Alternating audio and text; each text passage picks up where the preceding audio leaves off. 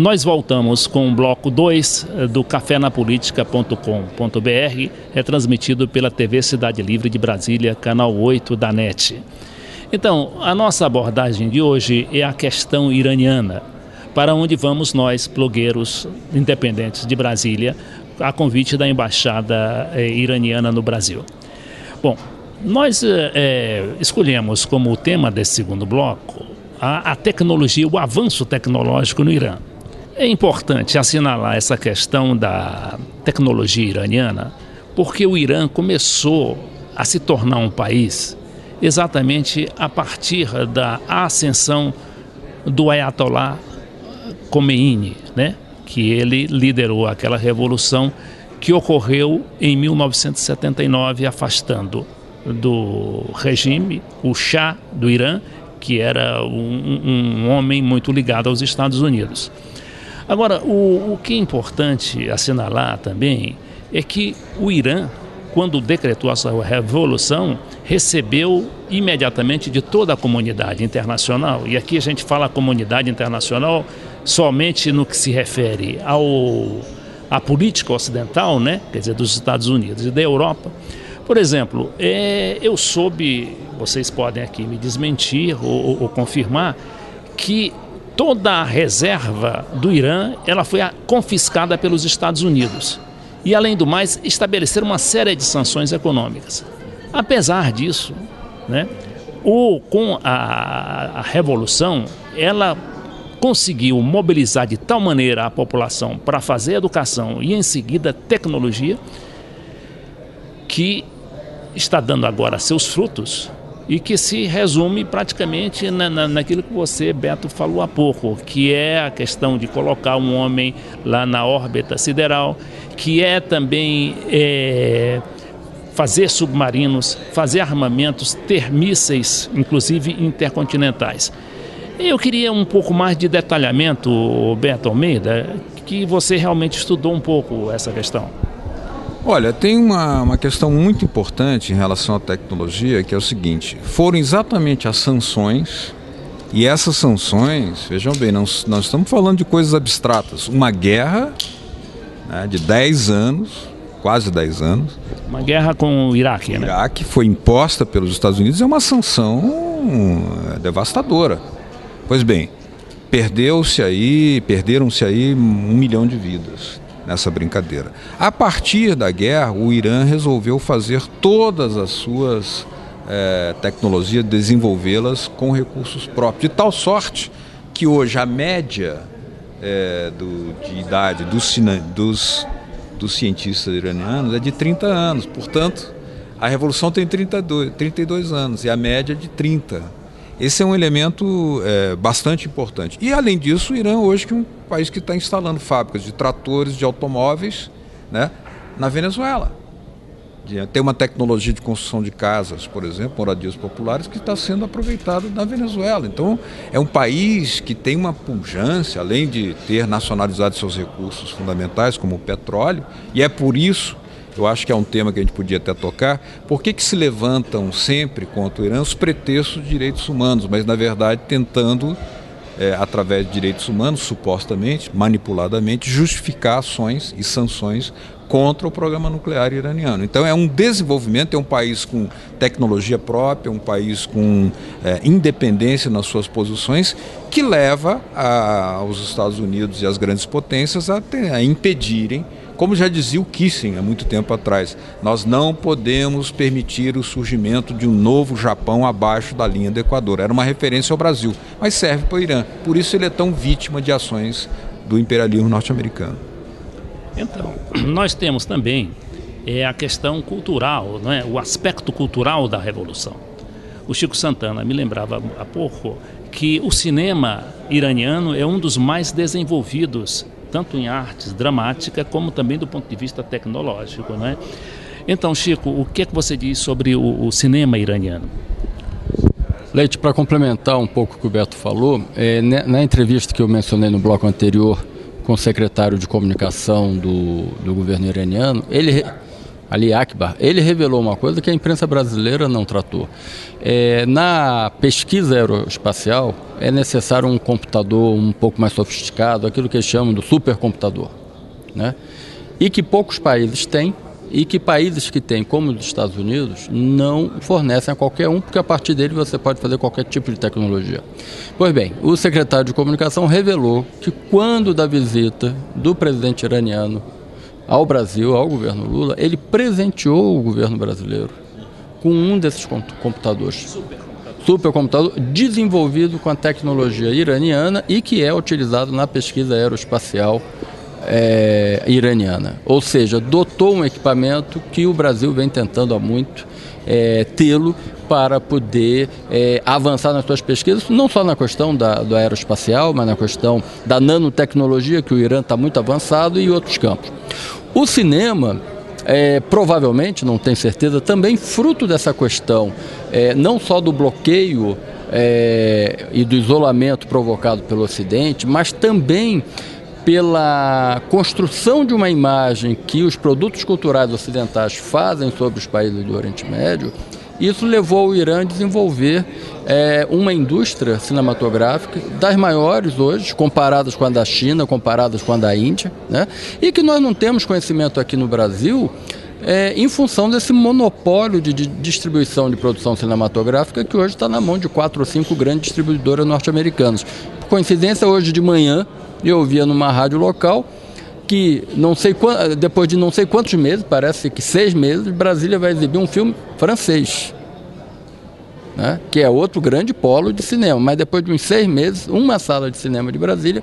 Agora, imaginar que a gente vai estar recebendo aqui filmes da Índia no circuito tradicional, não digo no alternativo, do Irã ou da China, quer dizer, isso também é um esforço que vale, quer dizer, que nós nessa visita poderemos estar constatando, né? E quiçá trazendo alguma coisa aqui, que quem sabe para a TV comunitária exibir um filme desses na sua programação.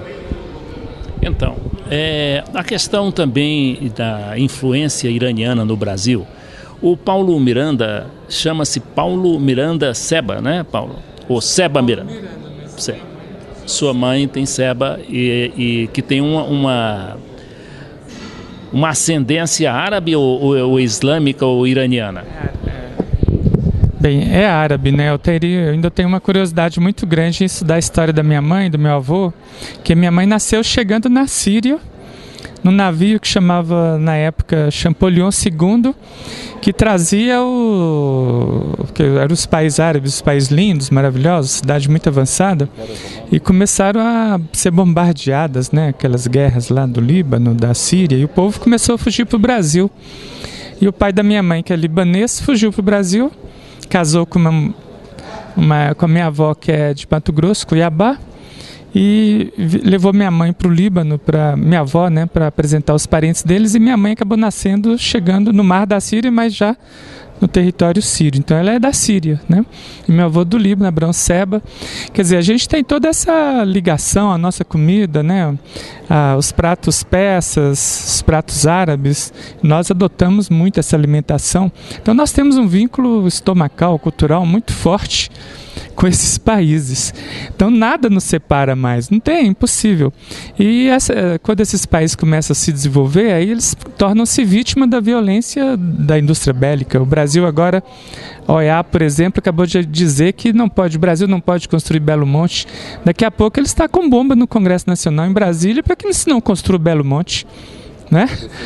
Porque o Brasil virou o sétimo país, a sétima economia do mundo, não pode ser a quinta nem a primeira, tem que matar, entendeu, os brasileiros. Então, nós temos que ficar de olho nessas políticas externas, porque assim como o Irã já foi vítima, o Iraque é vítima, o Afeganistão é vítima, o povo líbio hoje é vítima da Itália, da França, esses países assassinos, nós temos que estar de olho para defender o Brasil amanhã e dizer, o Brasil tem que ser soberano, nós não podemos aceitar que nós não sejamos potência no mundo, que nós temos que ter a nossa ciência, nossa tecnologia, nosso cinema, né? Então, é uma boa viagem nesse momento de ver como nós possamos aprender, né, com os persas essa história de defesa de um povo muito sábio.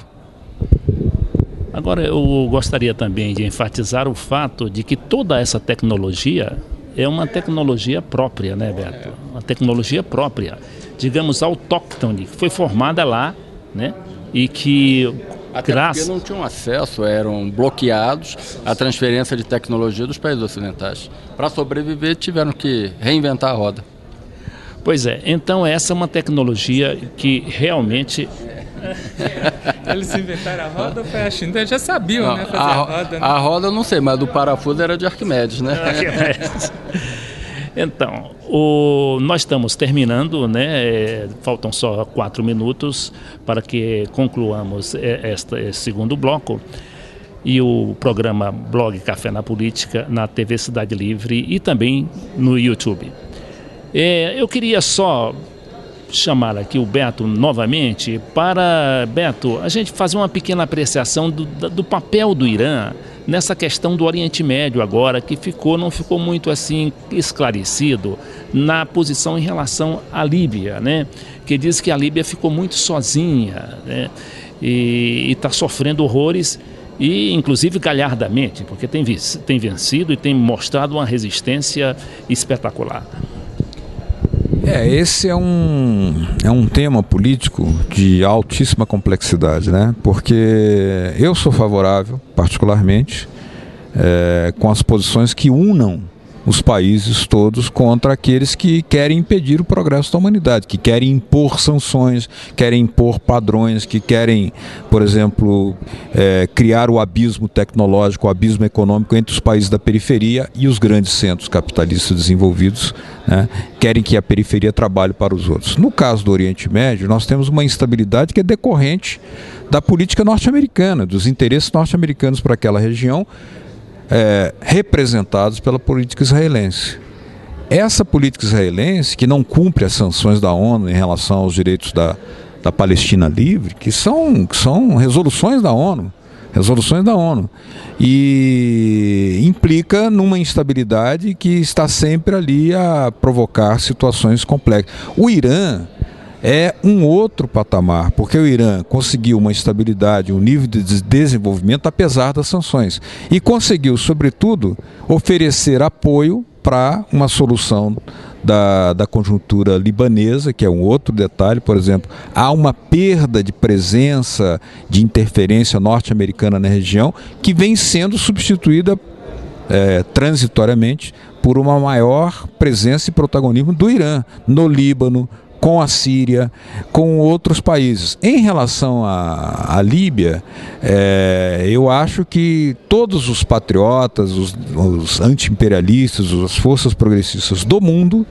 devem trabalhar para que haja uma unidade do Brasil com o Irã, do Brasil com o Irã e com a Líbia, do Brasil a Argélia, a Líbia, a Síria, porque o que nós não podemos é oferecer, por isso eu não concordo com o voto dado pelo Brasil na Comissão de Direitos Humanos da ONU, que ofereceu aos Estados Unidos a prerrogativa de fazer pressões contra o Irã por causa dos direitos humanos.